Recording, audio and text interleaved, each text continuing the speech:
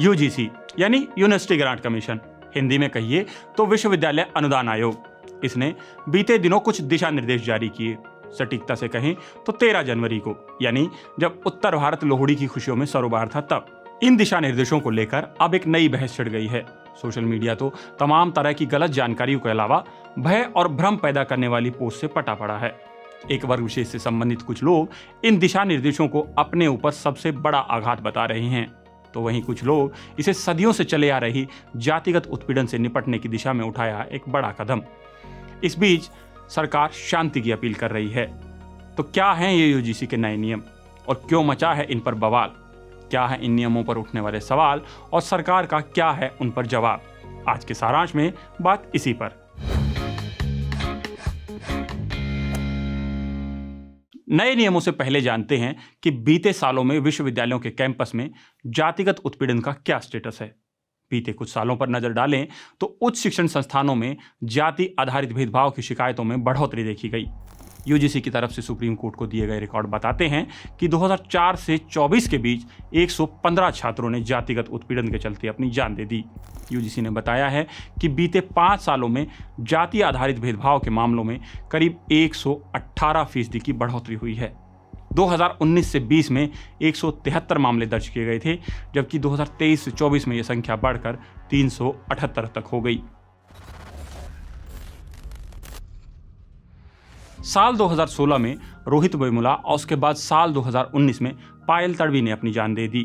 दोनों ही छात्रों ने जाति आधारित शोषण के आरोप लगाए थे। इसके बाद 2019 में दोनों के घर वाले ये मामला लेकर सुप्रीम कोर्ट पहुंचे। उन्होंने यूजीसी के 2012 के नियमों को लागू करने की मांग उठाई। सुनवाई के दौरान सुप्रीम कोर्ट ने नए और कठोर दिशा निर्देश बनाने को कहा। यूजीसी ने फरवरी 2025 में नए नियमों का ड्राफ्ट जारी किया। ड्राफ्ट को लेकर कुछ चिंताएं जाहिर की गई।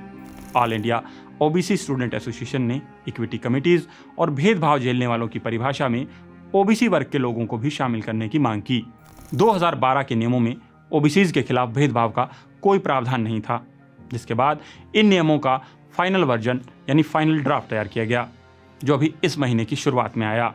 इसमें ओबीसी वाली मांग स्वीकार कर ली गई। यूजीसी के नए नियम साल 2012 में आए नियमों की जगह लेंगे। नए नियमों के मुताबिक भेदभाव की परिभाषा कुछ यूं है। भेदभाव का अर्थ धर्म, नस्ल, जाति, लिंग, जन्म स्थान, दिव्यांगता या इनमें से किसी एक के आधार पर किसी भी हितधारक के विरुद्ध कोई भी अनुचित, भेदभावपूर्ण या पक्षपातपूर्ण व्यवहार या ऐसा कोई कार्य, चाहे वो स्पष्ट हो या अंतर्निहित हो, इनमें से कोई भी विभेद, बहिष्करण, प्रतिबंध या पक्षपात भी शामिल है, जिसका उद्देश्य या प्रभाव शिक्षा में समान व्यवहार को निष्प्रभावी या अक्षम करना है और विशेष रूप से किसी भी हितधारक या हितधारकों के समूह पर ऐसी शर्तें लगाना है जो मानवीय गरिमा के प्रतिकूल हों। यानी सीधे शब्दों में भेदभाव का मतलब किसी भी हितधारक के खिलाफ धर्म, नस्ल, जाति, लिंग, जन्म स्थान या दिव्यांगता के आधार पर किसी भी तरीके का भेदभाव या पक्षपातपूर्ण व्यवहार है। और हितधारक का मतलब यहाँ छात्र, संकाय सदस्यों, कर्मचारी और प्रबंध समिति के सदस्यों से है, जिसमें उच्च शिक्षण संस्थान का प्रमुख भी शामिल है। सीधे सीधे कहें तो छात्रों से लेकर कर्मचारी और अधिकारी सब लोग हितधारक हैं। नए नियमों में जिन प्रावधानों को लेकर विवाद है, उनमें जाति आधारित भेदभाव की परिभाषा भी एक है। कहा जा रहा है कि जातिगत भेदभाव तो कोई भी किसी के खिलाफ भी कर सकता है, तो फिर इसमें सवर्णों को बाहर क्यों रखा गया है?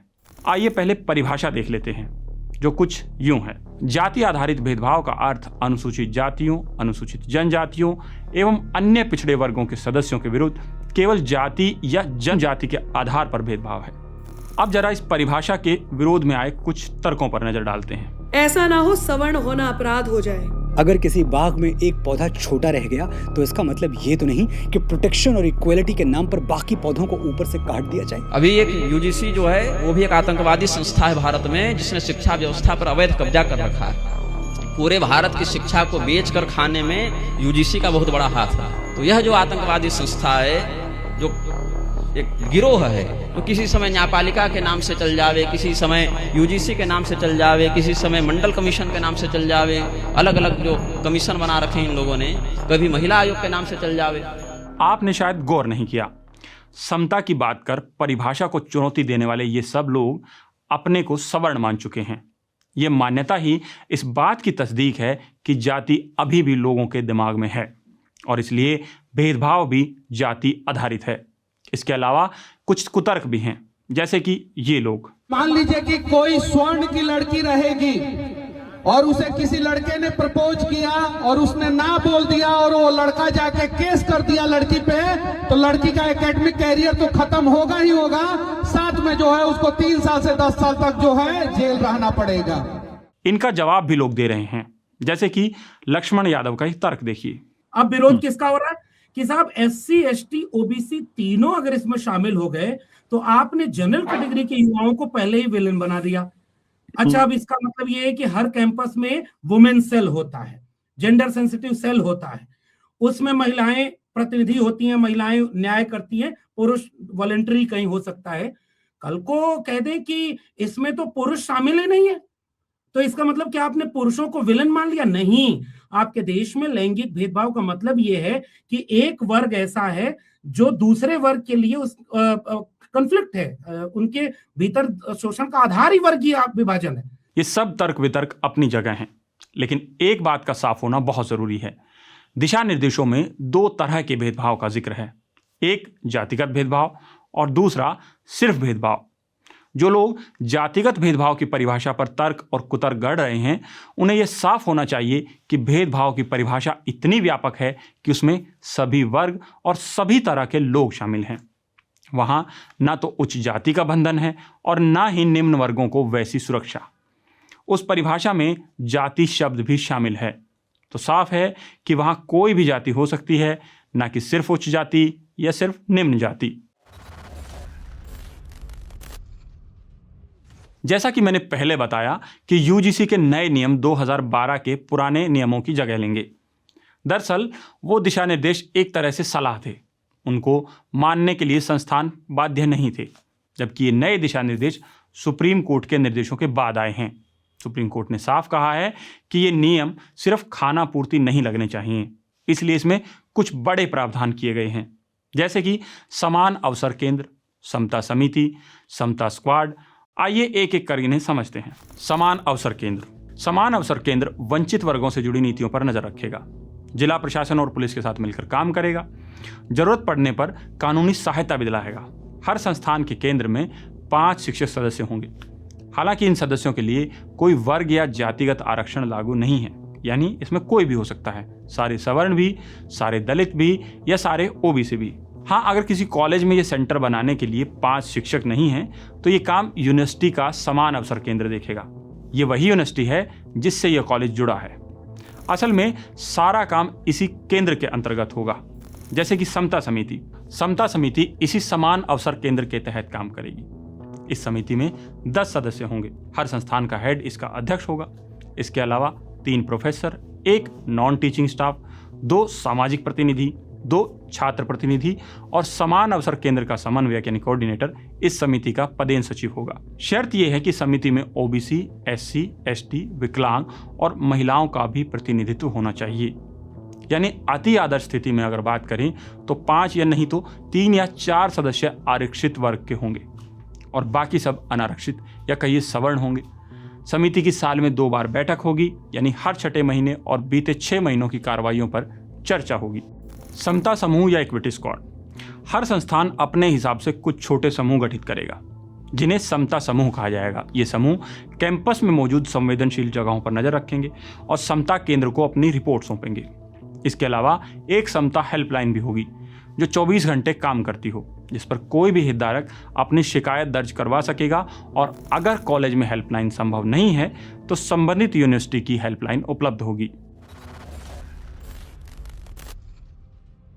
कोई भी पीड़ित शख्स समान अवसर केंद्र के कोऑर्डिनेटर को अपनी शिकायत भेजेगा। शिकायत मिलने पर समता समिति 24 घंटे के भीतर सुनवाई शुरू करेगी। इसके बाद 15 दिनों में वो अपनी रिपोर्ट कॉलेज या यूनिवर्सिटी के हेड को सौंपेगी।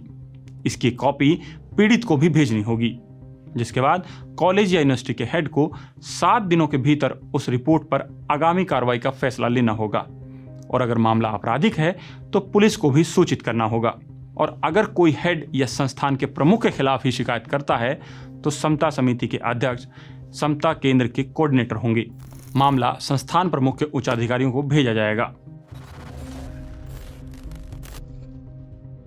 अब मान लीजिए कि किसी को समता समिति की रिपोर्ट ठीक नहीं लग रही, तो वो शख्स 30 दिनों के भीतर लोकपाल के पास अपील कर पाएगा और लोकपाल अगले 30 दिनों तक उसका निपटारा करने का प्रयास करेगा। दिशा निर्देश कहते हैं कि यूजीसी इस बार शिक्षण संस्थानों पर कड़ी निगरानी रखेगा। इसके लिए एक सिस्टम बनाया जाएगा। एक नेशनल लेवल की मॉनिटरिंग कमेटी होगी जो कि इन सब बातों पर नजर रखेगी कि संस्थान ठीक से काम कर रहे हैं या नहीं। इस समिति की बैठक साल में 2 बार होगी। वहीं संस्थान हर साल जनवरी के अंत में एक समान अवसर केंद्रों से संबंधित वार्षिक रिपोर्ट समीक्षा के लिए सौंपेंगे। जो संस्थान इन दिशा निर्देशों का पालन नहीं करेगा उसके खिलाफ कार्रवाई होगी। कार्रवाई क्या होगी? पहला तो उसे यूजीसी की स्कीम्स में भाग लेने नहीं दिया जाएगा। दूसरा, उसके डिग्री प्रोग्राम को रोक दिया जा सकता है। और तीसरा, ज्यादा हुआ तो उसकी मान्यता भी रद्द की जा सकती है। नए नियमों को लेकर जो भी बवाल या सवाल हो रहे हैं उस पर सरकार नजर बनाए हुए है। केंद्रीय शिक्षा मंत्री धर्मेंद्र प्रधान ने भरोसा दिया कि ना तो किसी के खिलाफ भेदभाव होगा और ना ही किसी का उत्पीड़न होगा। किसी को उत्पीड़न होने नहीं दिया जाए, कोई भेदभाव नहीं होगा, कोई डिस्क्रिमिनेशन के नाम पे किसी को भी मिसयूज करने का अधिकार नहीं रहेगा। इस बीच गुरुवार को सुप्रीम कोर्ट ने इन दिशा निर्देशों पर रोक लगा दी। चीफ जस्टिस सूर्यकांत और जस्टिस जोयमाला बागची की बेंच ने कहा कि अगर कोर्ट ने दखल नहीं दिया तो इसके खतरनाक नतीजे होंगे और समाज में विभाजन बढ़ेगा। ऐसे में फिलहाल ये पूरा मामला ठंडे बस्ते में चला गया है। और आखिर में हमें आपसे यही कहना है कि भ्रामक सूचनाओं के दौर में आपको ऐसी खबरों की जरूरत है जो तथ्यपरक और भरोसेमंद हों। न्यूज़ लॉन्ड्री को सब्सक्राइब करें और हमारी भरोसेमंद पत्रकारिता का आनंद लें। पत्रकारिता का नासूर बन चुके विज्ञापन के मॉडल को खारिज करके खबरों की इस दुनिया को बदलिए ताकि पत्रकारिता आपके लिए जवाबदेह बने। newslaundry.com/subscription पर क्लिक कीजिए और अपने मन मुताबिक पेमेंट का विकल्प चुनिए, क्योंकि हमारे सब्सक्राइबर्स का नारा है, मेरे खर्च पर आजाद हैं खबरें।